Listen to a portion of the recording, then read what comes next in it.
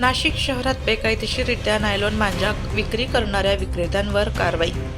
एकूण 1,32,000 रुपये किमतीचा नायलॉन मांजाचे 132 गट्टू विक्री करणारे इसम ताब्यात। पोलीस आयुक्त संदीप कर्णिक यांच्या आदेशानुसार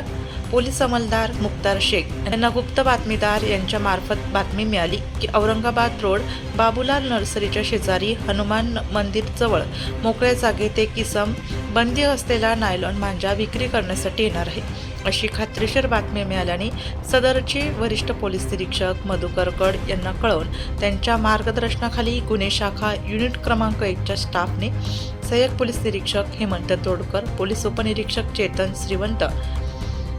नाझीम पठाण, धनंजय शिंदे, मुक्तार शेख, अप्पा पानवळ, राम बर्डे, नितीन जगताप असे आडगाव येथे बाबूलाल नर्सरीच्या शेजारी हनुमान मंदिरजवळ मोकळ्या जागेत आडोशाला नाशिकजवळ सापळा लावून शिताफीने नायलॉन मांजा विक्रीसाठी आणणारा इसम नामे सागर दीपक गुरव, वय 26 वर्ष, राहणार होम किराणा दुकानाजवळ वाल्मिक नगर, पंचवटी, नाशिक यांना ताब्यात घेऊन त्याच्या कब्जात मिळून आलेल्या 50,000 रुपये किमतीचे मोनो KTC कंपनीचे नायलॉन मांजा असलेले 50 गट्टू,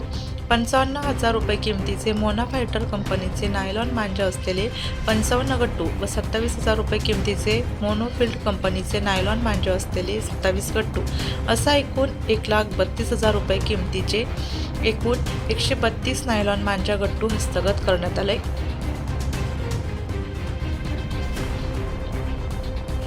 सदर व्यक्ती विरुद्ध आडगाव पोलीस स्टेशन येथे गुन्हा दाखल करण्यात आला आहे।